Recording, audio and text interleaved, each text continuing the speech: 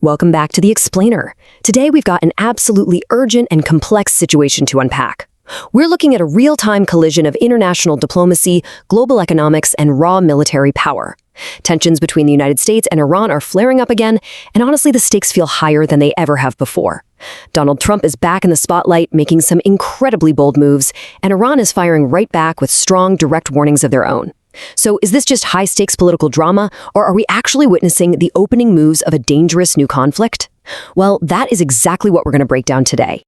What if the world is standing on the edge of another major war? Because we aren't just talking about a few isolated skirmishes here.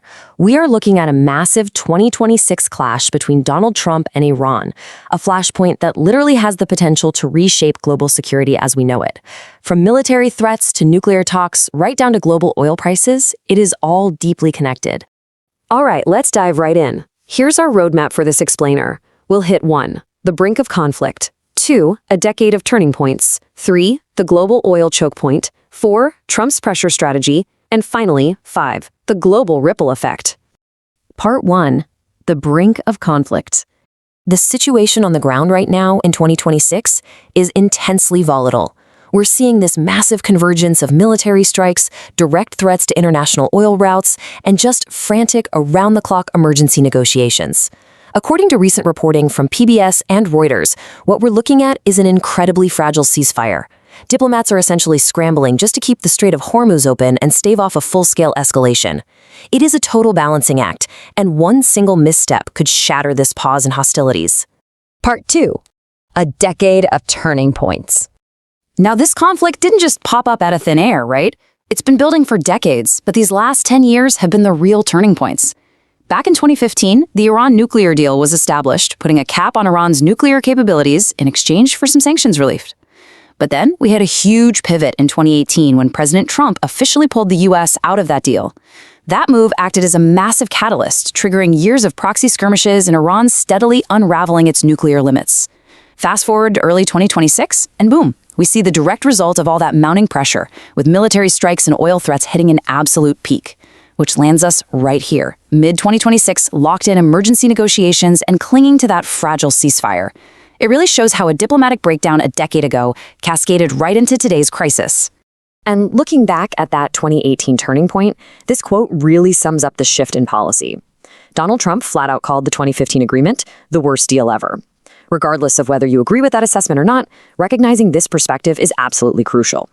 Because that was the exact moment U.S. foreign policy drastically shifted away from multilateral agreements and slammed the gas pedal on a fundamentally different approach based almost entirely on maximum pressure. Part 3. The global oil choke point. Now, Iran wields a ton of power in the Middle East, and a lot of it comes down to pure geography, specifically the Strait of Hormuz. It's a narrow, highly strategic waterway partially controlled by Iran. But, it's not just a body of water. It's practically the jugular vein for global energy transit. That geography gives Iran an unbelievable amount of leverage on the world stage anytime tensions start to flare up. Just to put that into perspective for you, nearly 20% of all global oil passes through this one narrow strait.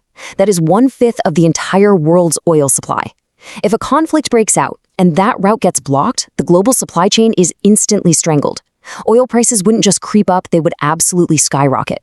That 20% figure is exactly why America, and honestly the rest of the world, watches every single move Iran makes in the Strait of Hormuz so closely. Part 4. Trump's pressure strategy.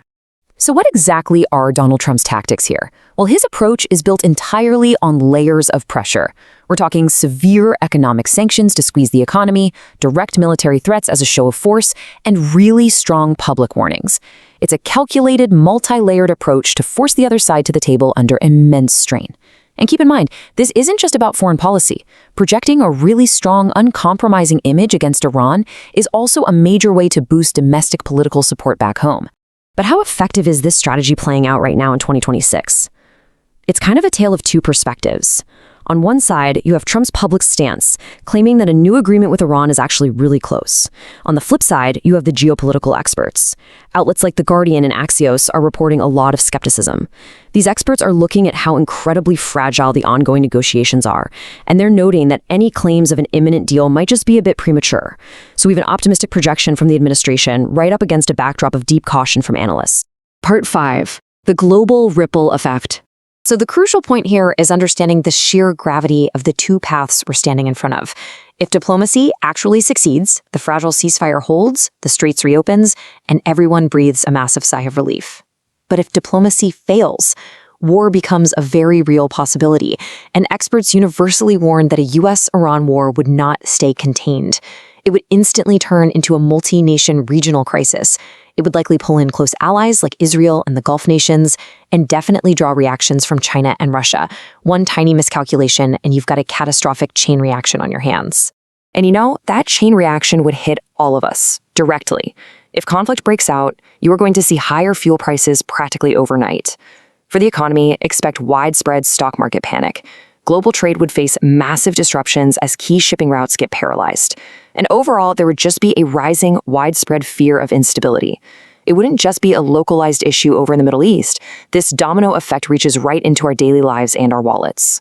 Which leaves us with the biggest question of all. Will Trump bring peace or push America into another war? Right now, the answer is just completely up in the air. Diplomatic talks are grinding away behind closed doors, but the tension is palpable. Based on the decade of history we've traced, the economic stakes, and these aggressive pressure strategies, will this ultimately force a lasting peace agreement, or are we heading toward a devastating conflict?